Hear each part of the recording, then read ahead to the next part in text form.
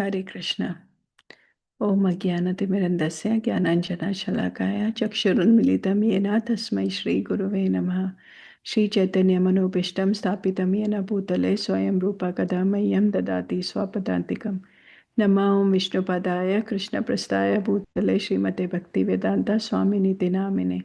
Namaste Saraswati Deve Gauravani Pracharine Nirvishesha Shunyavadi Paschatya Deshatarine.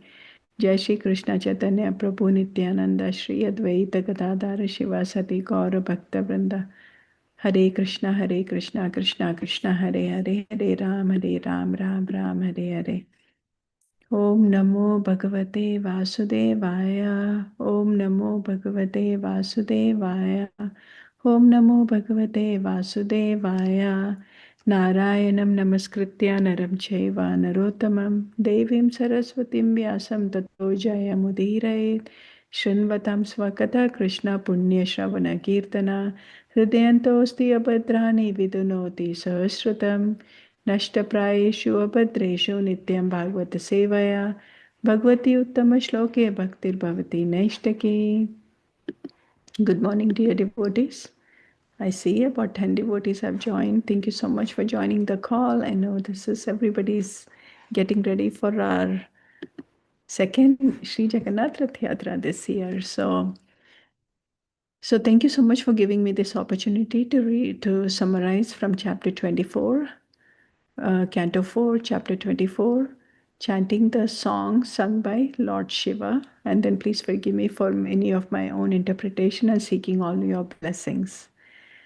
So this chapter 24, so now we are changing little bit gears. So after concluding Prithu Maharaj's pastimes, Maitreya Muni resumes naming the descendants of King Prithu. And so he is continuing to have the discussion. So if you remember, Vivitsava, he protected the sacrificial horse. And because he did not kill Indra, as the sage had requested, Indra had given him the name Antardhana. Vivitsava was Prithu Maharaj's son. So after his father's death, also he was a great devotee of the Lord and he assumed the rulership on his father's behalf. But because Antardhana, he was very soft-hearted and he was not inclined to rule and he could not punish his citizens. So in that way, he felt that he wasn't doing like a justice, being the king. And then what he did was Antardhana gave over the rule of the kingdom to his son Havirdhana. And then Havirdhana assumed the throne. And then Antardhana basically just took on to spiritual practices, and then that's how he left the kingdom. So now his son Havirdhana had a powerful son named Barhisat. He is also known as Prachina Barhisat, who later became king and increased his piety by performing continuous Vedic ritualistic sacrifices. So Maharaj Prachina Barisats had 10 sons and they were known as the Prachetas. So the king ordered the Prachetas to marry, to beget children, and to rule the world. In preparation for those responsibilities, he requested them to perform tapasya and worship the Supreme Personality of Godhead, for whose pleasure all the endeavors are meant. So now the Prachetas, after they left home, they went to pursue their father's order. And then they were focusing on Lord Krishna and they were really doing that. So when Lord Krishna saw these sincere souls that they're doing this tapasya so nicely, he inspired Lord Shiva to give them his association and instruction. So after hearing Lord Shiva's words and learning the prayer he taught them, the Prachetas chanted that prayer and ultimately achieved spiritual success. So when this discussion was going on, so Vidura's interest is piqued when he hears about the meeting between Lord Shiva and the Prachetas. And he inquired, how did the Prachetas meet Lord Shiva? Nothing occurs by chance. So what then brought about their meeting? What did they talk about? So Vidura was interested to know all about the conversation between Lord Shiva and the Prachetas. So Maitreya Muni then also explained that the mood in which the Prachetas left home attracted Lord Shiva. They had accepted the words of their father with heart and soul. And we will see in the instructions too, where Srila Prabhupada is explaining about the right mood, like sincerely having that inquiry and following the instructions of the father. So that is how they qualified themselves to become a recipient of the mercy of Lord Shiva. So there were also some other instructions too. While anyway, maybe after this I'll come back to the instructions. So while traveling west, the Pracheta saw a vast and beautiful reservoir of water, which is similar to the ocean. As the Prachetas walked on the secluded shoreline, they were amazed to hear the rhythmic beats of various drums and kettle drums. Lord Shiva emerged from the water, and they got the darshan of Lord Shiva without even asking for it. So it was also explained as it is very extremely rare to attain Lord Shiva's darshan, but because Lord Shiva was pleased with the pious Vaishnava gentility of the Prachetas, he appeared before them to offer his blessings. He had come simply to show them mercy because the souls were surrendered to the Supreme Personality of Godhead, and the Supreme Personality of Godhead is very dear to Lord Shiva. The Prachetas were thrilled to see Lord Shiva. For Lord Shiva, the Lord's Guna avatar in the charge of mode of ignorance is very dear to the devotees also. So Lord Shiva spoke to the Prachetas with affection and respect, and he really said, like, all good fortune to you. I know that you're going to do, and I have shown myself to you just to give you mercy. Anyone that is surrendered to the Supreme Personality of Godhead is very dear to me, and a Vaishnava is very rare. Lord Shiva spoke with gravity, for he wished to impart confidential instructions. And then Lord Shiva said that I am going to chant this mantra that is not only transcendental, pure, and auspicious, but it's the best prayer to attain the ultimate goal of life. And this is the Rudra Gita, the chanting of the song by Lord Shiva. Then beautiful, beautiful. The whole instructions are given through the Rudra Gita, and that is this chapter that will go into the details here. So some of the reflections here, right, in this chapter, we will see that important thing. We will see that the prachetas, right? So what do they signify here? So the prachetas, as we saw that before they took on the responsibility of ruling the kingdom or whatever the responsibilities were, their father instructed them to go do tapasya. So Srila Prabhupada draws those in today's day and age, he draws the conclusion by saying that in today's day and age, it's not like we have to go to the forest or something like that, but the tapasya for us is the chanting of the holy name. And it is emphasized multiple times just to make sure that, like in today's day of Kali, we are also doing tapasya. As long as we are following the chanting of the Mahamantra every day, we are following the instructions, we are also basically following that. And it is very much needed because sometimes I think we get carried away, right, by all the responsibilities, all the material household responsibilities, work responsibilities, everything. But we have to understand that the tapasya has to go hand in hand because the a purified consciousness is very much needed for us to do even our daily duties and responsibilities, right? Because it is very easy to get carried on and get all bound up by the materialistic attraction and things like that. So we have to remember that the tapasya is very important, and that's the example we are seeing here by the prachetas, where they left for the forest to do that. Secondly, the example given by how these prachetas are following the orders of the father, right? Very nicely, very instructive. So that is also a good lesson for us to learn that all the elderly and all of them are to be respected and following their instructions, because then you get their mercy, get their blessings. So we cannot just think that, oh, family doesn't matter, elderly doesn't matter, none of them matter. I'm just going to go serve the Supreme Lord. I'm just going to go direct, do all the service, and then Krishna will be good. It's not like that. You have to really maintain that good relationship and also take the mercy, the blessings of the elderly and everybody. Those are there, our good wishers, our we have to take their instructions and all of that, and then through that we follow on to take the guidance of the spiritual master. So in this case, right here, we can see that when the prachetas went on, Lord Shiva came as the spiritual master, and Lord Krishna inspired Lord Shiva to go instruct the prachetas. So Lord Shiva, basically these 10 prachetas were Lord Shiva's disciples now. And then he, as the spiritual master, is giving all of the instructions through the Rudra Gita. One other reflection from this is also given is also about the calmness. It's beautifully explained about when the Prachetas went on to the ocean, that body of water they saw, and they became very calm.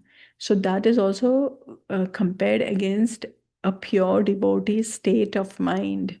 A pure devotee, when they are really very deep into spiritual service, they don't have other material hankerings. So their mind is not disturbed because they are focused so much on the spiritual service. So that ocean, that calmness is compared to a pure devotee's mind, where that's very deep like the ocean. And even Prabhupada, when one of the times when he was doing his morning walk, he'll say, can you compare, do you see the ocean? What's the difference? Why is the ocean so calm compared to the other ones? And then he gives the analogy about the pure devotee's mind. So those was just some of the reflections.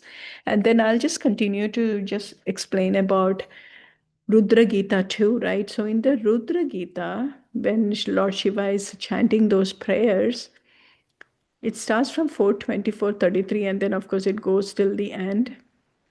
So in 33, the verse it says, I offer my respectful obeisances to the peaceful Lord who appears fierce to the ignorant and who possesses all qualities.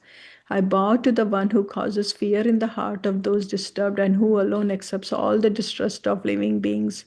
So we can see that the Lord, he can be very peaceful to the devotees, but fearsome to the ones who are deluded. And we can see that, right? Even like example of Hiranyakashipu, when he was causing all this torture to devotee Prahlad, what happened when King Narsimhadev came? King Narsimhadev was very peaceful towards Prahlad, whereas he was really fearsome very much to Hiranyakashipu. So that's the Lord's nature. And so Lord is also ultimate acceptor of all suffering of the conditioned souls. And in the next verse, it said that the Lord resides both within and without all beings and is perceived differently based on one's inner purity. We also hear this from Sri Ishopanishad also, right? Where the Lord, it's based on the devotee's mood and the perception and the purity. That's the same Lord can be so close within our heart, but at other time can be so far away. And we see that even from our personal things, right? Whenever there are festivals, when there are important days and all of that, when we do pure chanting in that pure, clean mode, we can feel Krishna's presence very close to our heart. But some other times we are so distracted, then Krishna seems to be so far away. And then in the next verse also it said that the Lord's body is not material. Although he appears in this world, he remains untouched by it. Again, this can be compared against also the Bhagavad Gita chapter 7, where Lord is the source of everything. However, he remains untouched by all of it. And it is also given, the next verses describe about the universal form of the Lord. About, we have also seen this in other cantos too, where the completely explanation is given about how Krishna comes in that form also, right? He also shows that form to Arjuna in the Bhagavad Gita, how is Virata Purusha form, where it is like the material form. But again, that is his form he's showing for the materialistic people too, material world. And the entire cosmos is a manifestation of the Lord's body. Meditating on the Virata Purusha leads to detachment from ego and material identity. Then we also see the next verse about how he talks about even I, Lord Shiva is saying, even I, Lord Brahma, and other demigods cannot fully comprehend your glories. Look at even that, like Lord Shiva's humility. He's saying that even in my situation, I cannot understand you fully.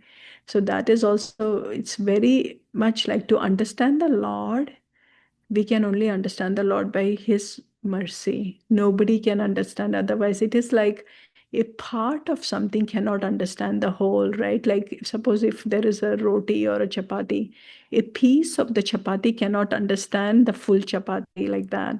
Same like that. We are small, tiny part and parcel of the Lord, but we cannot comprehend. We have such limited understanding to understand the Lord. But again, if Krishna willing, if he gives us the mercy, then we can understand him.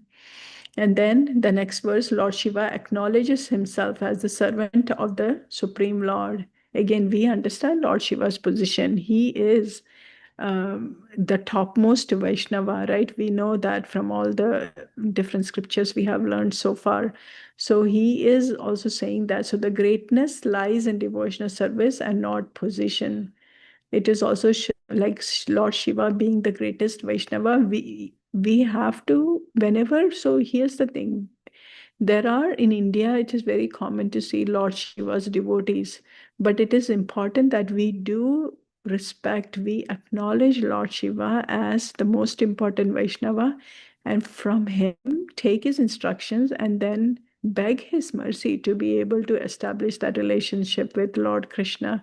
And this Rudra Gita is a very powerful prayer, as we can see how Lord Shiva is acknowledging Lord Krishna's position, going through the full details of who Lord Krishna is and his position and he being the source of everything, he being the maintainer, the controller, all of it, saying that I still don't understand you and all of that, so beautiful prayer. The whole recitation is given here.